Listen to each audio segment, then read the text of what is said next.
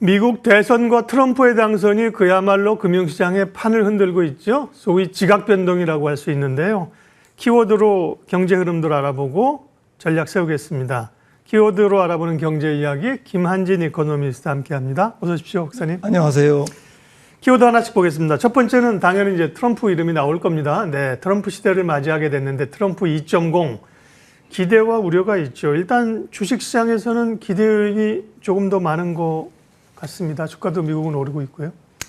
네, 일단 뭐 법인세 인하라는 이제 강력한 공약이 있었기 때문에 15%로 인하한 거죠. 그래서 이런 부분이 이제 주식시장에서는 환호할 만한 요인이고요. 또 각종 규제 완화를 뭐 지금 공약으로 내세웠습니다. 그래서 금융이라든지 여러 산업의 이제 규제 혁파 이런 것에 대한 기대, 결국에는 이제 기업 실적이 좋아질 것이다라는 것이 조금 트럼프 당선의 이제 의미가 되겠고요. 주식시장에 대한. 또 한 가지는 이제 뭐 대통령에 이어서 상원과 하원이 아직 결정된 건 아닙니다만은 거의 이제 레드 스윕, 지금 상하원과 대통령 백악관의 이제 공화당 장악이 이제 거의 확실시 되어 있기 때문에 이런 부분에서 조금 일사불란하게 경제 정책을 수행하지 않을까, 리더십에 대한 기대감, 이런 것들이 뭐 주식계에 긍정적으로 영향을 미치고 있습니다. 하원은 개표 중이에요. 그런데 지금 12석 정도 남았던가. 그런데 공화당이 3석만 얻으면 되거든요. 네. 그래서 소위 레드 스윕 가능성이 높아지고 있고요. 월가는 원래 사실 규제를 싫어하고 그런 점에서 민주당을 뭐 워런 의원이나 이렇게 전반적으로 좋아하진 않죠. 그죠? 그런 정면에서 월가나 자본시장은 반응하면서 좋게 가고 있는 거고요. 반면에 기대와 함께 상당한 우려들도 있습니다. 뭐 정치적 선호나 뭐 이런 개인적 인성 이런 건 뒤로 하고 경제적이나 투자와 관련해서 이제 우려 사항은 어떤 건가요? 네, 일단 앞서 말씀드렸듯이 지금 레드 스윕은 뭐 미국 입장에서는 긍정적이지만 법과 제도와 프레임의 변화를 가져올 수 있다라는 점에서는 뭐 우리 미국 이해 국가들은 긴장이다. 이해 국가들은 상당히 뭐 긴장할 수밖에 없는 것이죠. 그러니까 2025년부터 2028년까지 트럼프가 집권하지만 그 이후에까지 트럼프의 영향력이 미칠 수 있다라는 점. 그러니까 법을 바꾸면 이제 뭐 계속 프레임의 변화가 있을 수밖에 없다라는 것이고요. 당장은 이제 뭐 조금 교역이 둔화되지 않을까. 그래서 수출로 우리 먹고 사는 한국 또 개도국 입장에서는 많은 수출 중심국 입장에서는 글로벌 교역 둔화에 따른 피해가 좀 우려되고요. 당장 뭐 IRA라든지 인플레이션 감축법이라든지 반도체 과학법, 칩스법이죠, 일명. 이런 법이 이제 폐지가 된다면 좀 수혜를 받던 우리나라 2차 전지라든지 자동차 반도체 업체들이 이제 보조금이 깎일 수가 있는 것이죠. 하지만 이 부분은 조금 뭐 시간이 걸릴 것 같습니다. 아무래도 공화당 지역구 주지사가 이제 포진해 있는 그런 지역이 대부분 뭐 인플레이션 감축법이라든지 반도체 과학법의 수혜 지역이기 때문에 이해관계 때문에 이게 조금 법이 완전히 폐기되기는 어려울 것이고요. 조금 더 중화된 수준에서 접점을 찾지 않을까 이런 좀 기대를 하고 있고요.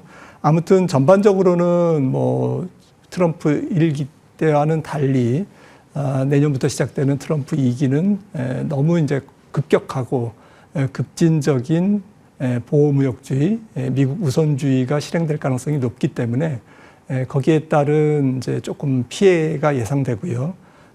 특히 이제 중국 대리기를 지속한다면 중국이 이제 뭐 상당히 뭐 물건을 모든 재화를 덤핑을 이제 뭐 밀어내기 수출을 할 것이고요. 그러다 보면은 또 중국 상품에 대해서 반덤핑 조금 환율을 관세를 부과할 것이고 이렇게 되다 보면 뭐 세계 무역 질서가 굉장히 어지러워지는 거죠.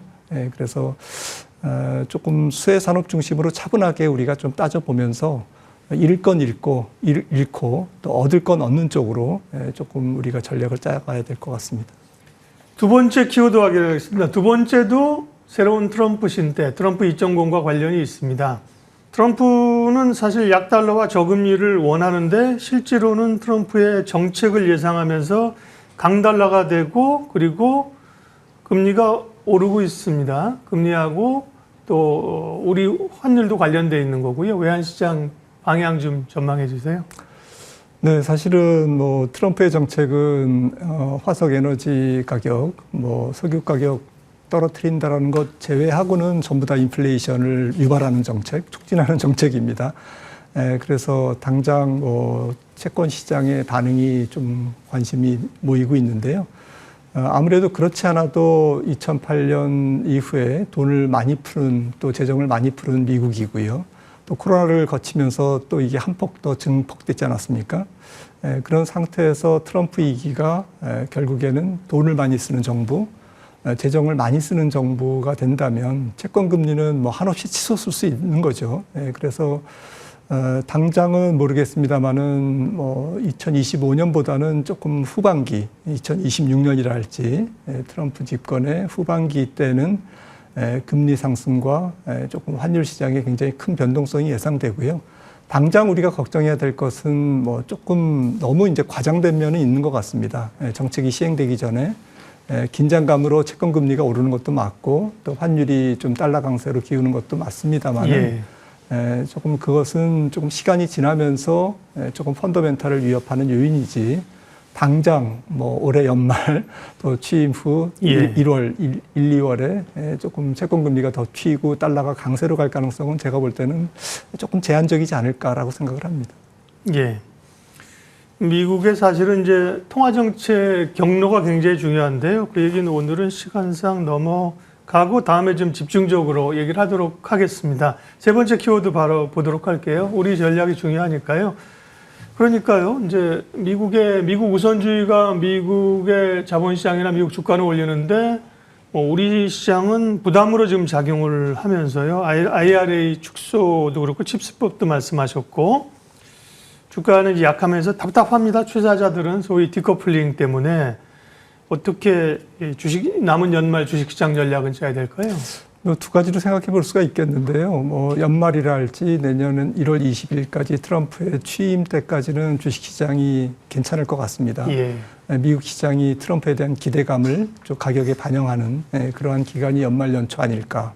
뭐 연말까지 너무 많이 오른다면 뭐 내년 들어서 뭐 조정이 나오겠지만 그래도 1월 말까지는 기대감이 살아있지 않을까라는 측면에서 우리 시장도 동반 뭐 상승 가능성.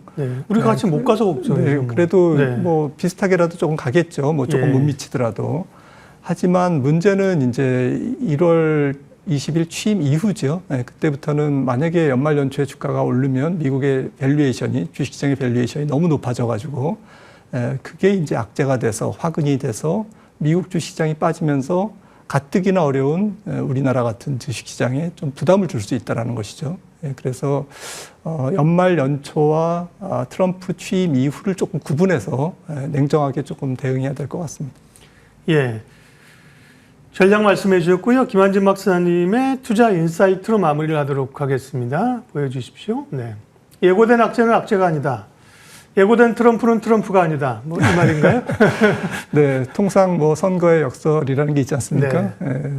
후보자 시절에 주장하던 뭐 업종이라든지 수혜 업종이라든지 이런 게 막상 취임 기간에는 주춤하고 굉장히 두려워했던 업종은, 악재로 여겨졌던 업종은 막상 취임하면 후보자 시절의 대통령과 실제로 대통령은 또 정책의 강도가 다르기 때문에, 온도가 다르기 때문에 또 주가에는 뭐 이미 반영돼 있을 거고요. 그렇죠. 악재는. 그런 측면에서 트럼프 2.0 시대를 너무 정책적 부담감으로 이렇게 주가랑 직결해서 볼 필요는 없지 않느냐. 물론 이제 자동차 같은 경우는 피해가 예상됩니다만은 앞서 말씀드렸듯이 상대적으로 또 수혜를 입는 업종도 있고요. 수혜를 있는 업종 중에서 대표적인 것은 사실은 미국도 공급망에 조금 안정된 믿을 만한 공급망을 원하고 있거든요. 조선산업이 이제 가장 대표적인 것이죠. 그런 부분에서 뭐 부품이라 할지 소재, 그리고 방산이라든지 조선업종, 이렇게 수혜 업종으로 조금 초점을 두어서 너무 트럼프 2.0 시대의 악재만 걱정하지 말고 악재는 어느 정도는 주가에 귀신같이 조금 반영돼 있을 것이다 라고 저는 긍정적 생각을 하고 넘어가면 좋겠습니다. 올해 12월 한 번 남아 FOMC에서 금리를 내릴 것이냐, 내년에 통화정책의 인하 속도는 어떻게 될 것이냐라는 궁금증이 있었는데 그 얘기는 오늘 못했고요. 다음 오실 때 조금 더 집중적으로 하겠습니다. 키워드로 알아보는 경제 이야기 김한진 박사님 함께 했습니다. 고맙습니다.